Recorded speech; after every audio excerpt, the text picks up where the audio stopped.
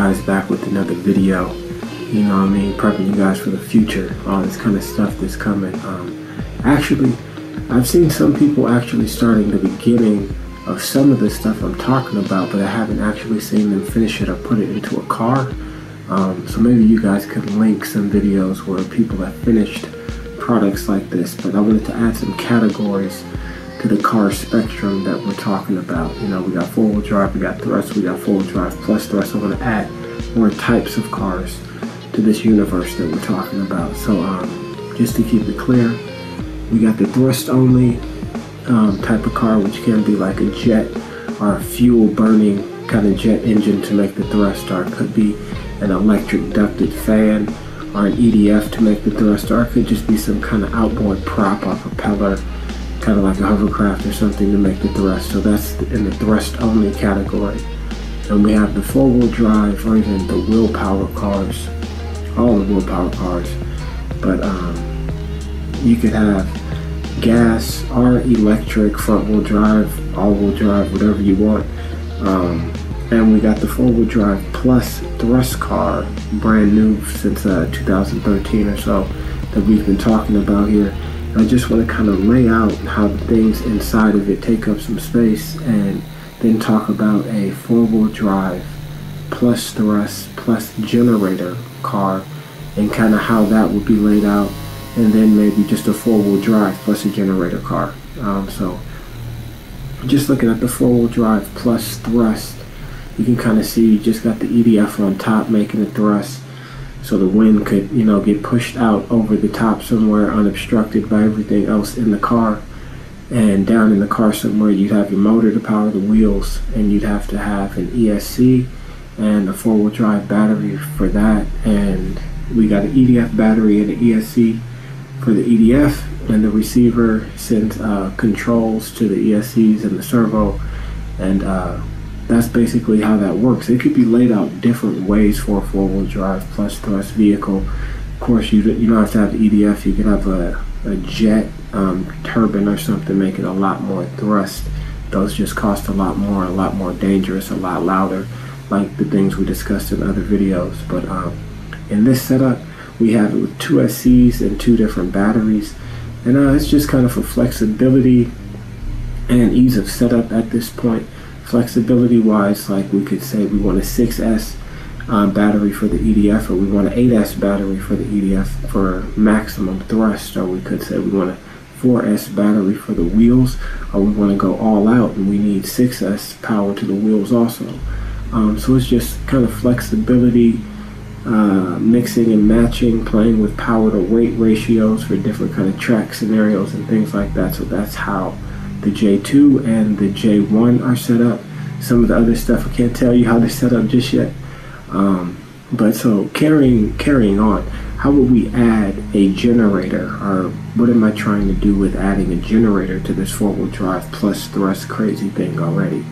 Well, basically at the bottom, you could see the very bottom right, all this EDF type four-wheel drive battery ESC stuff, all this stuff basically can kind of be laid out on one side of the car, or the right hand side from the top view, if you wanted to look at it that way. And so all this other stuff I'm adding could go on the left side if it's laid out right and designed right. And on the left side, you would actually have a gas or a nitro little RC engine, right? And that will be connected to a motor generator that, you know, gets spun up by the engine, and then the engine that's spinning the generator would send out power to a charger that would charge the batteries on the other side of the car. And so why would you do this? Why would you even go through all the trouble of doing something crazy like this? Basically, it would slightly increase your range. You could slightly go further, and we would have to test to find out exactly how much further you could go. It's kind of like, why would you do this? You could just build a gas car and go pretty far, right? Or you could just build something like a Tesla and go pretty far, right? So why do this? So if you were to do something like this to a Tesla, it would kind of be the equivalent of losing your trunk, right?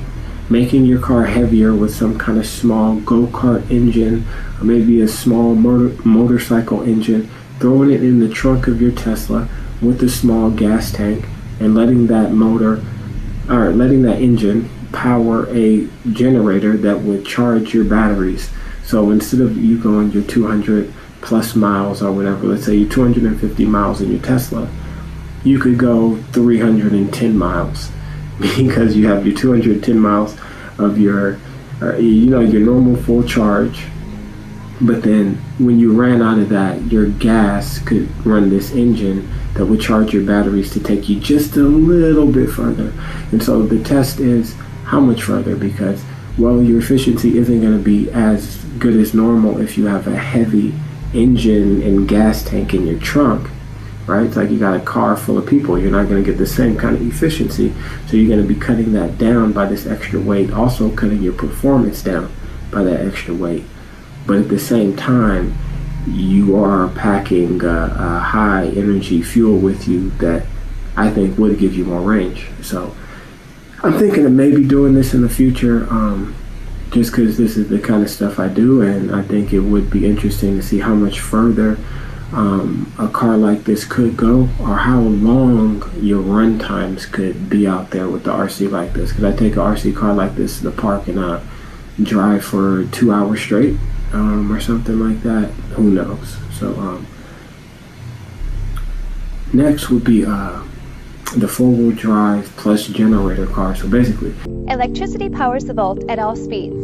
It operates in two modes, electric and extended range. In electric mode, the power to drive the car comes from electricity stored in a lithium-ion battery. The battery can be recharged safely by plugging into a household outlet. On a fully charged battery and a full tank of gas, you can drive more than 300 total miles. You can drive gas and tailpipe emissions free for up to the first 40 miles. Like gasoline driving, the range of gas-free driving will vary and depend mostly on your driving habits. Once the battery is depleted of energy, the Volt automatically switches to extended range mode by seamlessly turning on the engine generator.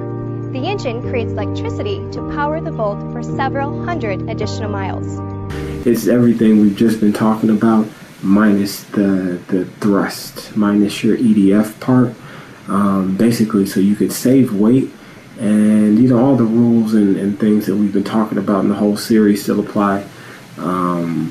Without your thrust, you can't go up steep hills, or you're not very good on very slippery surfaces, things like that. But since you don't have the extra weight of your fuel for your thrust, or your EDF motor, or the batteries and things like that, your car is lighter. So on a flat surface and in good conditions, the four-wheel drive plus generator car would do better than the four-wheel drive plus thrust generator car, because it's lighter, and so that would be a much better option, a more realistic option.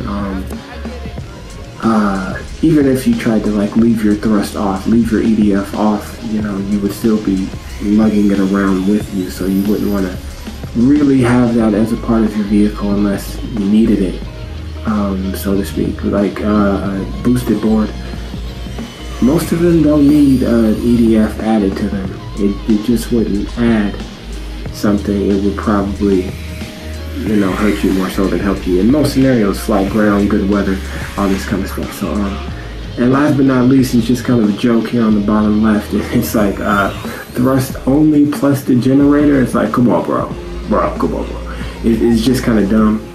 You're trying to use a generator to generate power, but you're wasting extreme amounts of power by just being thrust powered only.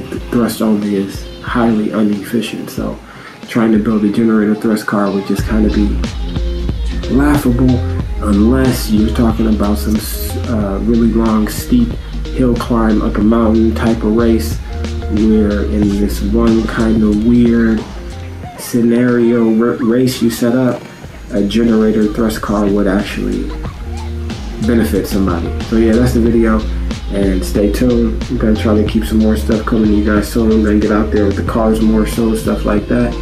Peace.